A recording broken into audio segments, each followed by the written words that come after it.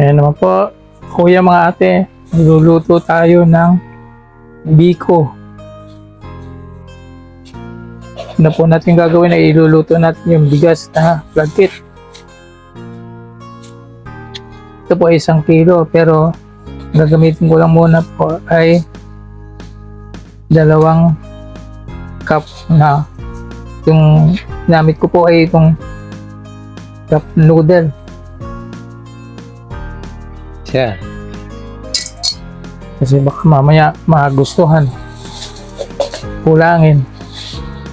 Yan, dinagdagan ko. Kasi ito po, dito sa may pinaka baba ng labinto, siguro mga 1/3 ang taas lang niya ng 1 cup na sukat ko na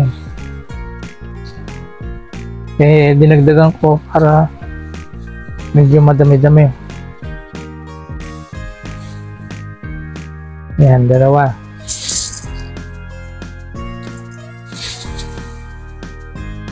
Pero itong binili ko, 1 kilo po ito. Hugasan po natin itong bigas. Yan na po yung bigas na malagkit na hugasan ko. Hindi ko na po ipinakita sa inyo ang paghuhugas kasi wala pong hahawak ng camera ko. Mahirap. Kaya ito, pag nagsaing po kayo nito, parang katulad din na sa sinaing na mismo. Siguro mga hanggang dito lang ang tubig. Pero subukan pa rin ninyo pagka baka mamaya medyo mahilaw. Dito na magdagdag kayo ng konti. Kung ano yung level ng tubig mula doon sa kanin hanggang dito po. Hintayin po natin na umulo siya at maluto. Parang kanin. Ngayon po, ako yung mga ate, mag-uumpisa na po tayo magluto ng biko natin. Itong gata, nilagay ko po sa rep. Kaya nung kinuha ko ngayon, ito nabuo na. Kasi baka mapanis, hindi ko natapos kagabi, kaya hindi ko na iluto. Kaya ngayon kung umaga niluto, ito na po siya.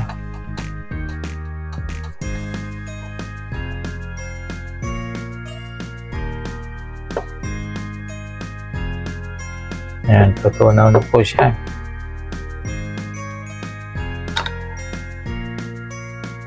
Tingnan po natin kung malay, ihulog natin asukal. So, 2 cups of brown sugar.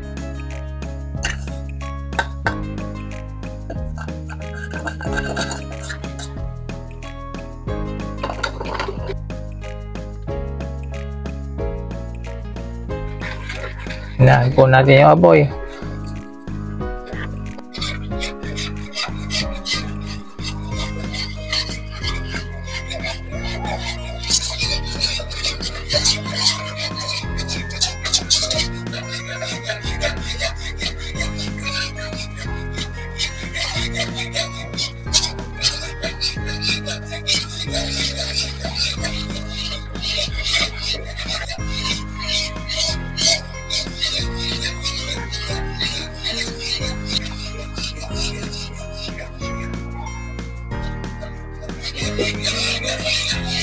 Nawala na yung buo-buo.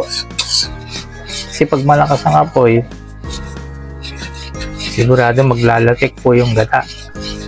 Kaya yun po ating iniiwasan. Kaya ihinaan po natin yung apoy. Low heat lang po. Sasaluin natin ang haluin mabuti. Kanina medyo may mga nagbubuo-buo na. Kaya po natin matunan na mabuti yung asukal bago po natin ihulog yung kanin o lagkit na ating niluto kagabi.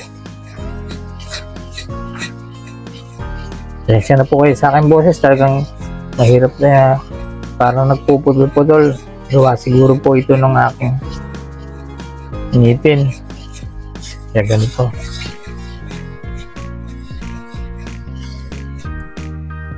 Lagyan po natin ng vanilla.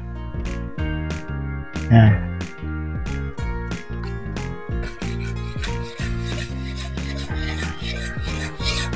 Haluin po natin ulit para Siguradong matunaw yung asukal na pula. Saka humalo yung nilagay natin vanilla.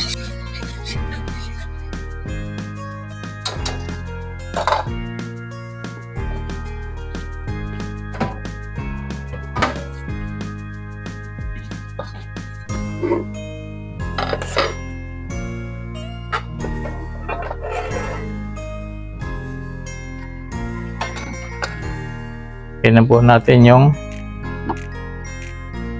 niluto nating kanin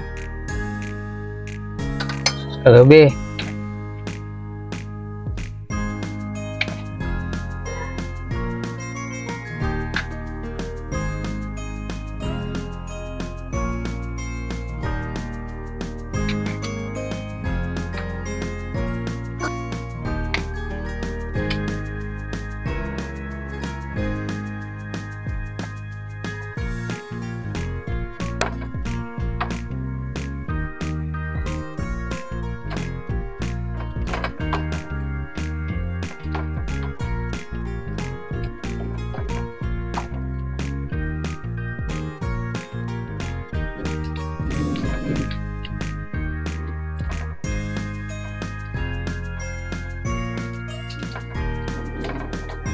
Kung ito niluto natin kagabi, hindi ito kakunat.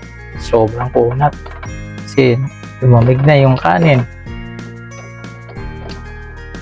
Kailangan durugin natin mabuti para magsama-sama.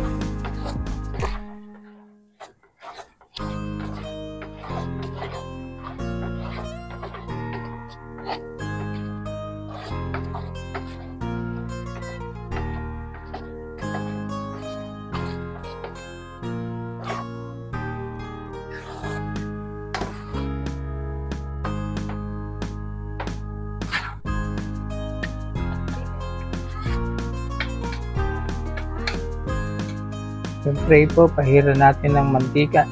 Lagyan ko na po ito ng mantika. Para po dumikit yung ating biko. Pag natin po ilagay. Tapos na po maluto yung biko natin.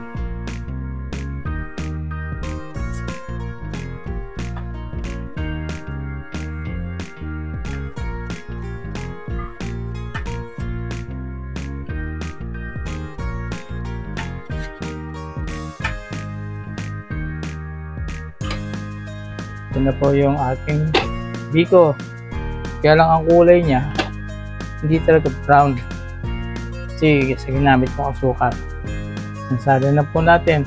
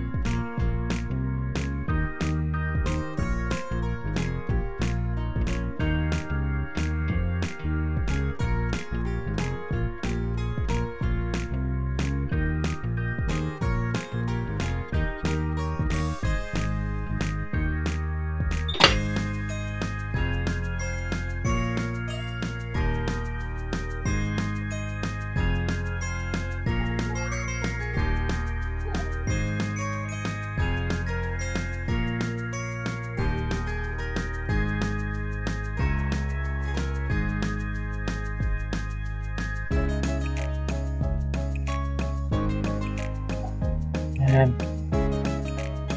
Ang ganda.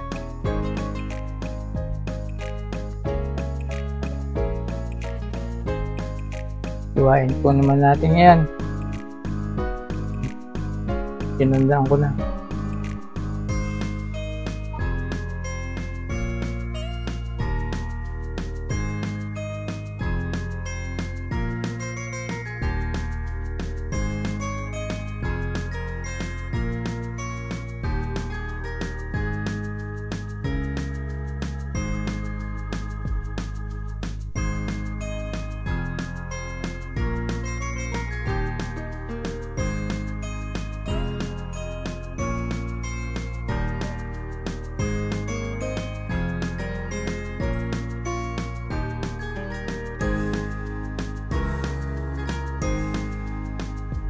Ito na po ang finished product ng ating bikong ginawa.